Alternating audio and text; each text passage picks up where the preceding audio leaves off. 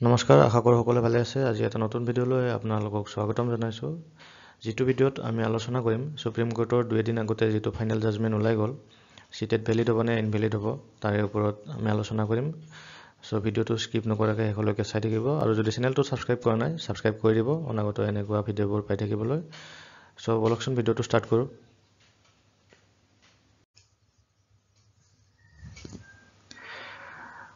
চ' এই যিটো জাজমেণ্ট আহিল, ইয়াৰ প্ৰভাৱ অসমত এনেকুৱা পৰিব যে এইটোত জাজমেণ্টটোত এনে বহুত দীঘলকৈ দিছে। চ' আমি গোটেইখিনি পঢ়ি নাচাওঁ, মেইনলি অসমত কেনেকুৱা প্ৰভাৱ পৰিব সেইখিনি আমি আলোচনা কৰিম। অসমত এনেকুৱা প্ৰভাৱ পৰিব যে ইয়াতে ধুনীয়াকৈ লিখি দিছে যে এডভাৰটাইজমেণ্টটো দিয়াৰ সময়ত এডভাৰটাইজমেণ্টটোত যদি লিখা থাকে চিটেটে মানে এপ্লাই কৰিব পাৰিব নে নাই, হা। চ' সেইখিনি মেইন কথা হ'ব। চ' যদি লিখা থাকে চিটেটে এপ্লাই কৰিব পাৰিব, য'ত অসমত ধৰক এতিয়া কেইবছৰমান টেট হোৱা নাই, অসম টেট আপোনালোকে সকলোৱে জানেই। চ' চিটেটৰ ওপৰতেই এতিয়া বৰ্তমান নিযুক্তিবিলাক দি আছে, আৰু আমাৰ CM ছাৰে বা EM ছাৰেও কৈছে যে চিটেটৰ ওপৰতেই মানে নিযুক্তিবিলাক দি থকা হ'ব, যিহেতু অসম টেট হোৱা নাই।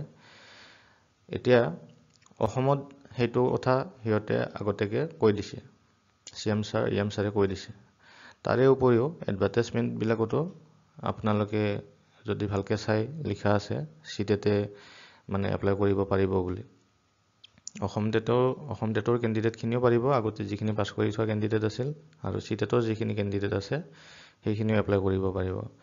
চ' এই জাজমেণ্টটোত সেইটো কথাই মেইনলি উল্লেখ কৰিছে যে এডভাৰটাইজমেণ্টটো দিয়াৰ সময়ত গভমেণ্ট যিখন আমাৰ ধৰক ষ্টেট গভমেণ্টে যি আমাক মানে তাত লিখি দিয়ে এডভাৰটাইজমেণ্টটোত উল্লেখ কৰে যে পাৰিব নোৱাৰে, সেইখিনিৰ ওপৰতে মেইনলি ডিপেণ্ড কৰিব।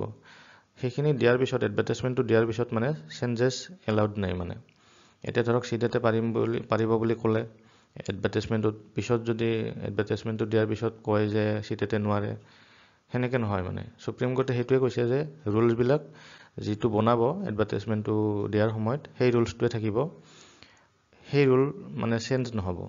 এডভাৰটাইজমেণ্টটো দিয়াৰ পিছত সেই ৰুল কোনো চেঞ্জ কৰিব নোৱাৰে, সেইটো কথা উল্লেখ কৰিছে ইয়াত ভালকৈ। চ' আমাৰ যিহেতু অসমত উল্লেখ কৰিছে এডভাৰটাইজমেণ্টবিলাকত যে চিটেটে এপ্লাই কৰিব পাৰিব, আৰু আমাৰ CM ছাৰ বা EM ছাৰেও এইখিনি কথা কৈছে অলৰেডি, চিটেটৰ ওপৰতেই নিযুক্তিবিলাক দিব বুলি টেটৰ। চ' আমি ভয় কৰিবলগীয়া একো কথা নাই, আৰু বহুত ভাল খবৰ এইটো, আৰু সুপ্ৰিম কোৰ্টৰ পৰা যিহেতু আহিছে। চ' সুপ্ৰিম কোৰ্টৰ অৰ্ডাৰবিলাকতো কোনো নাকচ কৰিব নোৱাৰে, সকলোতকৈ ওপৰত সুপ্ৰিম কোৰ্টেই আছে। সেইটোৱে কথা। এতিয়া অসমত এনেকুৱা প্ৰভাৱ পৰিব যে চিটেটৰ যিখিনি কেণ্ডিডেট সেইখিনি কোনো টেনশ্যন ল'বলগীয়া কথা নাই। আৰু আপোনালোকক মই এটা বস্তু দেখাই আছোঁ,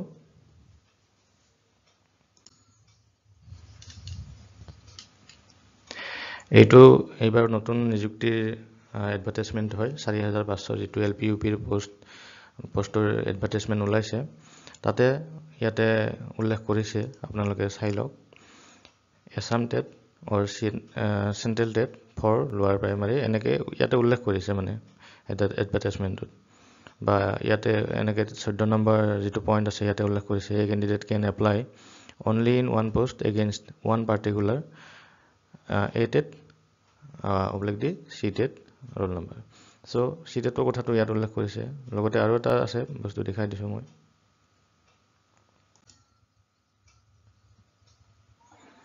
ইয়াতে আপোনালোকে 2 নম্বৰ পইণ্টটো চাই লওক। The candidates who have passed the A TET / C TET for lower primary school will be eligible for apply.